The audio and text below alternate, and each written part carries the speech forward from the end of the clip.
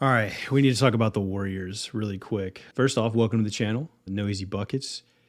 Would appreciate it if you subscribed, liked the video, stuck around, posting some videos periodically here, once a week, couple times a week on different things going on in the NBA.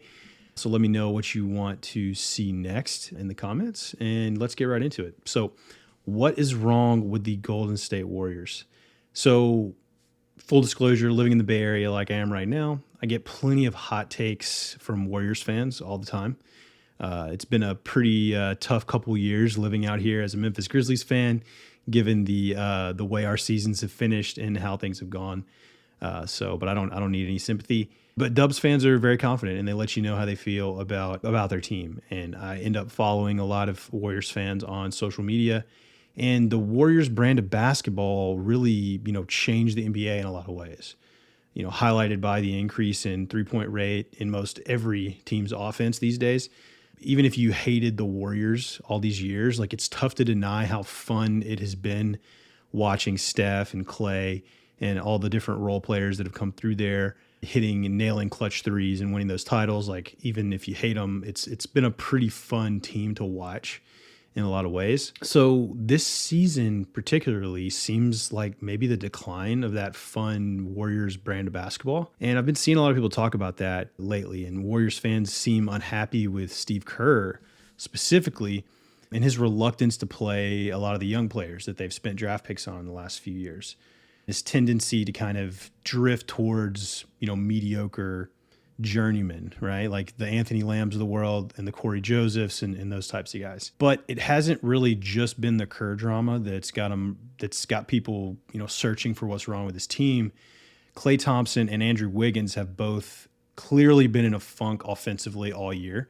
And, I end up watching a lot of the games out here, given the local TV and just the time zone and everything. And you can easily tell that the flow offensively with this team isn't there. Like it's not like it used to be. You've had the Draymond suspension and things like that, but still there's just the connecting force that's been with this team for so long doesn't seem to really be there right now. And Steph is still elite. Steph is Steph. Like he is an MVP caliber player, but the rest of the team just looks uncomfortable and they just look unsure of themselves. And you've got young guys like Jonathan Kuminga, who a lot of the Warriors fans and NBA fans in general were looking to maybe have more of a role this year. But he hasn't really shown any flashes of being able to contribute to this team. And his playing time and role is constantly changing under Steve Kerr. So that's part of probably the reason. You've got this year's rookie class with Brandon Podziemski, the first-round pick, seems to be winning more favor with Kerr as the season has progressed. He's getting more minutes. He's playing more crunch time. And he's, seems to be, but there still seems to be like a little bit of a hesitation there to really like take the leash off of him and the other young guys.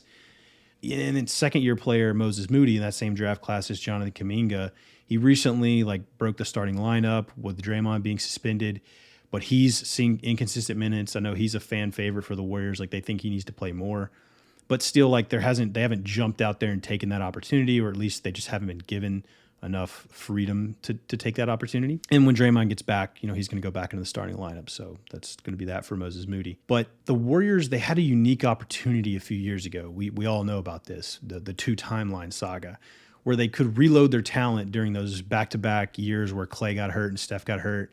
And they had those lottery seasons, and they ended up having like 3 lottery picks in those 2 seasons, at least 3, I think. And, James Wiseman was the number 2 pick. In one of those years. He's already basically a certified bust now. Kuminga and Moody, like we said, can't get consistent minutes, but they also really haven't taken those minutes, you could say.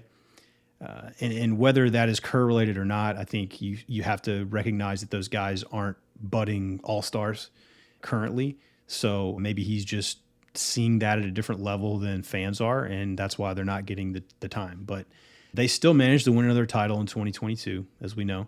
And then last season, they still had, what we heard plenty of times throughout the course of the season is they had the best starting lineup in basketball when Andrew Wiggins was out there.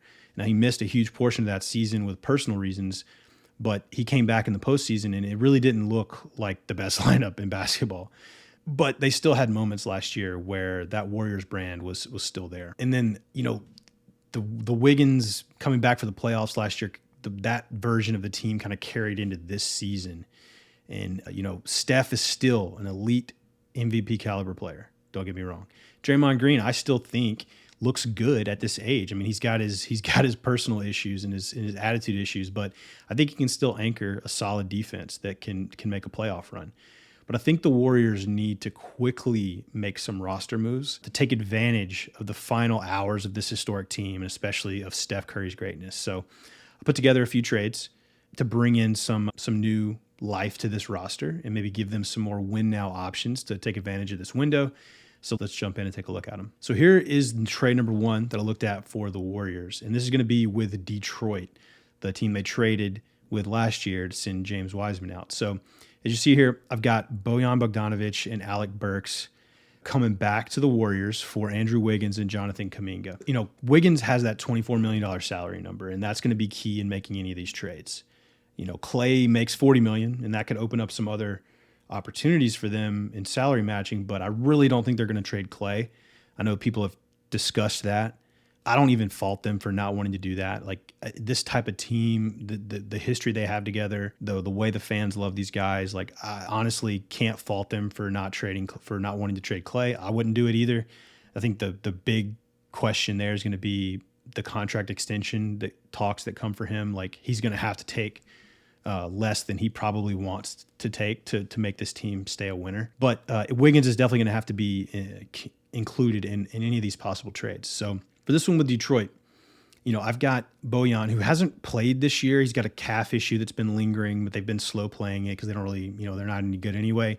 So if they get a clean bill of health on him or a belief that he's going to be back, then I think they should jump to get him and Burks back. You know, Burks has played some this year. He's looked good. He shot really well from three the past couple of years. They can both handle the ball. You know, Bogdanovic played a lot of key minutes for those good Utah teams when Quinn Snyder was there and Donovan Mitchell was there. I really think these two guys, veteran key role players, could bring in some steadiness to that Warriors rotation. And then obviously Wiggins going out and Kuminga going out. And then, they may be able to save a few of these picks. I've got them sending 2 picks in a swap, 2 top 10 protected. We'll see. All this stuff is just, comes down to the negotiation. But, I think this is a good opportunity for the Warriors to try to jump on, because Burks and Bogdanovic are going to both give you optionality within those closing lineups. They're going to give you different guys to go with down the stretch, and with those bench units with Chris Paul.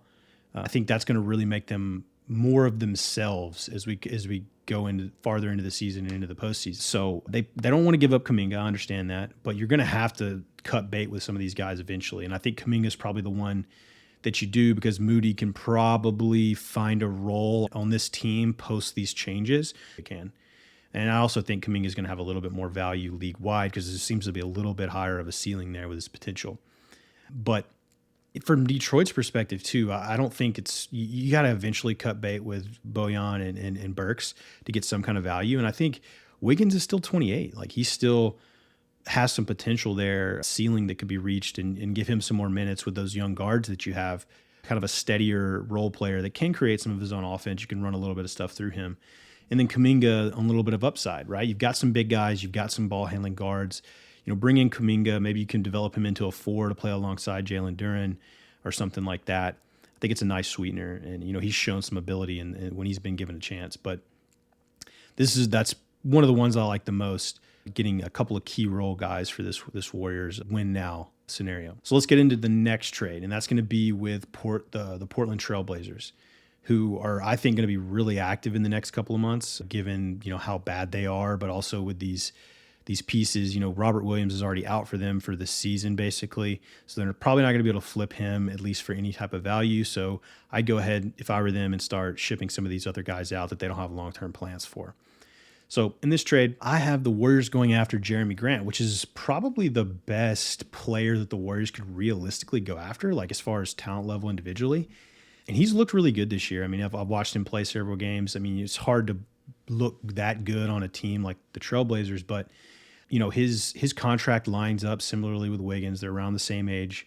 And so it wouldn't really change the future, cap, tax, and all that stuff planning for the Warriors front office.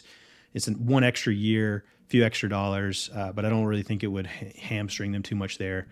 And then also, too, Grant, I think, even more so than Wiggins, would have more ongoing trade value if you decided that it just didn't work this year with him. If you got him, and you could probably flip him in the offseason or next year sometime too. But he would be an immediate upgrade in your starting lineup over Wiggins for sure. So for Portland, I think this is pretty good return for Grant. You're going to have to, they're going to probably canvass the league to see what else they can get. And this can't happen until January 15th anyway, due to the contract extension. So a lot of things can change between now and then. But I still think this is a pretty good return. You get another tradable contract with Wiggins, a player that you could hold on for a couple of years and let him hang out alongside, Scoot and Simons and those guys.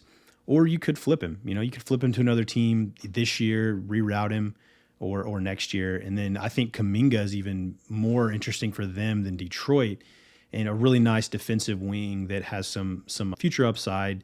He's probably going to not command as big of a contract extension in the next year or so when he comes up, or restricted free agency, because of the play.